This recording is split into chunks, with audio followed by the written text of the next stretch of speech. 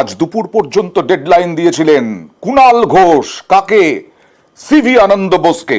শপথ সংঘাত বজায় রয়েছে। সেই শপথ সংঘাতের জট যদি আজকে দুপুরের মধ্যে না কাটে তাহলে আনটোল্ড স্টোরি, রাজ্যপাল সম্পর্কে আনটোল্ড স্টোরি ফাঁস করে দেওয়ার হুঁশিয়ারি দিয়েছিলেন কুণাল ঘোষ। কি বলেছিলেন দেখুন।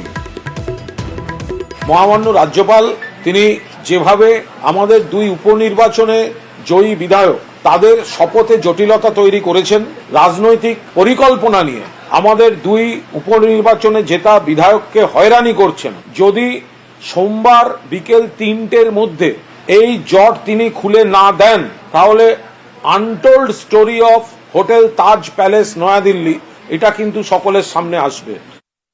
আর আজকেও দুই তৃণমূল প্রার্থী, জয়ী তৃণমূল প্রার্থী রেয়াত হোসেন সরকার এবং সায়ন্তিকা বন্দ্যোপাধ্যায়, তারা আজকেও ধর্নায় বসেছেন আম্বেদকর মূর্তির নিচে।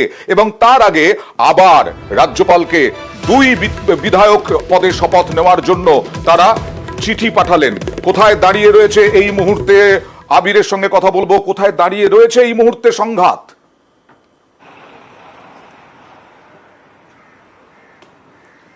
দেখো, বিকেল তিনটে বেজে গিয়েছে, ফলে তৃণমূলের তরফ থেকে কুণাল ঘোষ তিনি যে আলটিমেটাম দিয়েছিলেন সেই সময়টা পেরিয়ে গেছে। এর মধ্যে সায়ন্তিকা বন্দ্যোপাধ্যায় এবং রেয়াত হোসেন সরকার, এদের দুজনের কাছেই কোনো ধরনের বার্তা রাজভবন থেকে শপথ সংক্রান্ত বিষয় এখন এসে পৌঁছয়নি।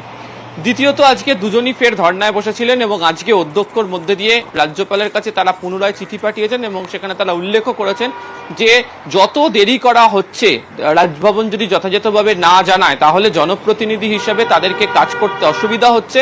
প্রচুর মানুষ ভগবানগোলার এবং বরানগরে তাদের সঙ্গে যোগাযোগ রাখছে, বিভিন্ন ধরনের কাজ তাদের করে দিতে হয়, সেই কাজ এই জটিলতার কারণে আটকে রয়েছে। ফলে এই পরিস্থিতিতে জানিয়ে যেন দ্রুত সিদ্ধান্ত রাজভবনের তরফ থেকে নেওয়া হয়। তবে চিঠি দেওয়া হলো দুই তৃণমূল প্রার্থীর পক্ষ থেকে। ফলে দেখো, আজকে চতুর্থ দিন ধর্নার এবং 4টে চিঠি ইতিমধ্যেই চলে গিয়েছে এবং রাজভবনের তরফ থেকে একটি চিঠি তাদের কাছে এসেছে এবং সেই চিঠিতেই রেশ ছিল যে তাদেরকে প্রথমে 26 তারিখ তাদেরকে শপথ গ্রহণ করতে হবে এবং তার পরবর্তী সময়ে বিভিন্ন রকম ভাবে যোগাযোগ করার তারা চেষ্টা করেছেন বা তারা চিঠি লিখে পাঠিয়েছেন, যদিও তার কোনো উত্তর তারা এখনো পর্যন্ত পাননি, এমনটাই সায়ন্তিকা এবং রেয়াত হোসেন সরকার জানাচ্ছে। কবে জট কাটবে, কিভাবে জট কাটবে, সে এখনো পর্যন্ত একেবারে অন্ধকারে পুরো বিষয়টা। কি বলছেন সায়ন্তিকা বন্দ্যোপাধ্যায় দেখুন।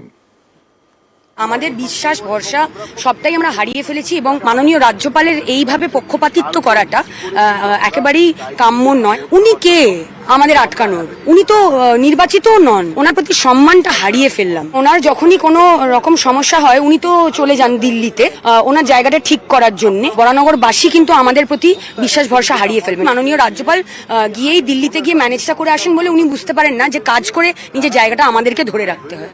4 বার চিঠি দেওয়ার পরেও কোনো সাড়া মেলেনি, এখনো পর্যন্ত শপথ সংঘাত চলছে।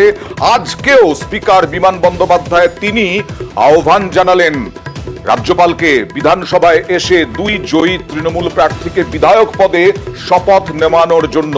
দেখুন কি বললেন স্পিকার।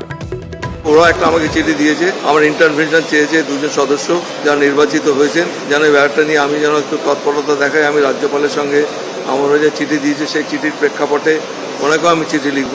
রাজ্যপাল আসুন এখানে, আর যদি ওনার আসতে অসুবিধা থাকে পরিষদীয় গণতন্ত্রের যে কনভেনশন আছে সেই কনভেনশন মেনে স্পিকারকে অথরাইজ করুন, এটাই আমি ওনার কাছ থেকে বলবো। একাধিকবার এর আগেও হয়েছে, ধানকার তিনিও এসেছিলেন যখন এখানে আমাদের রাজ্যপাল ছিলেন। এটা তো জেদাজিদির প্রশ্ন না এবং এটা ইগোর লড়াইও না, এটা হাস্যকর করে দিচ্ছে, তামাশার জায়গা করে দিচ্ছে।